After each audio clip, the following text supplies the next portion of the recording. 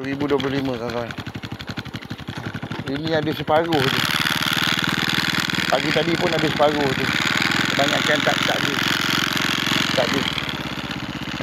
Ni mungkin ada kegiatan sampingan di tepi mungkin. Projek-projek di tepi. Yang duduk dekat taman tu kan.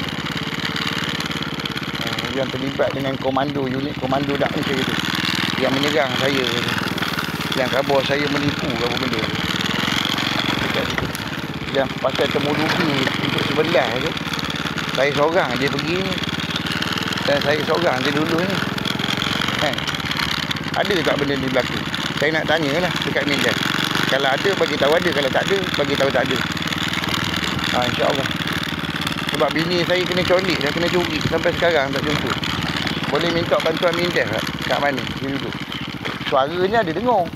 Rupanya dia tengok kat kedai dekat kedai merah tu kan. Tapi tak tahulah betul ke tidak. Sebab saya mengalami amnesia teruk gitu. Kan? Dia daripada Scammer Institute yang saya bagi tahu dekat media tu. Dia orang ni daripada Scammer Institute. Yang program terbaru dekat radio tu kan. Yang untuk radio punya, untuk lancarkan program Scammer Institute ni. Bukan anti-scammer, Scammer Institute. Dia tipu orang ramai ni.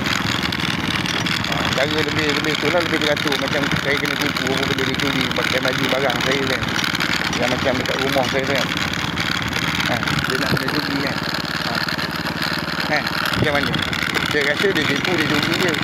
Sebab macam jual durian dekat situ. Saya orang terakhir yang bercakap dengan YDP yang terbunuh tu kan. Yang dia dibunuh tu kan. Yang bagi lesen untuk meniaga dekat situ. Yang orang majlis tu dia kata tak boleh meniaga dekat situ. Dia jumpa YDP dulu. Dia bagi denda 400 untuk dapat tu kan.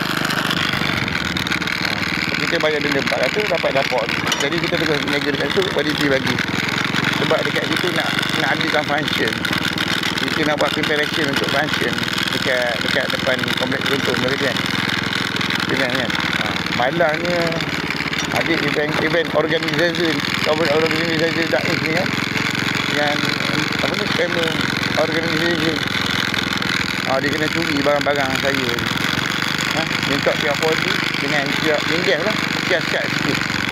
Kan. Yang ada dengan unit. Kira ada komando gitu kan. Komando dia orang kan. Itu macam mana? Yang colik orang kamu benda kan. Colik anak bini orang kan.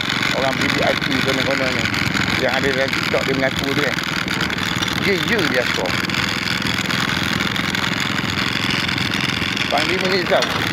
Tuan Nizam boleh buat pengesahan tak yang pakai spek mata. Yang macam mamak. Nak tahu dulu. Dia pukul saya itu tak ingat dia. Dia duduk tadinya dulu. Sama dia. Habis barang-barang dalam rumah saya bikin. Kenapa dia kena curi? Itu persoalan dia. Okey, nak tanya tu dia.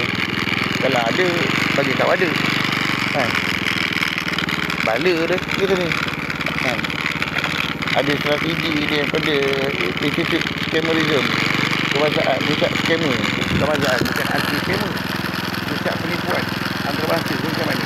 Panggilan penipuan. Kita nak tahu dulu. Okey, motif dia. InsyaAllah. Kan?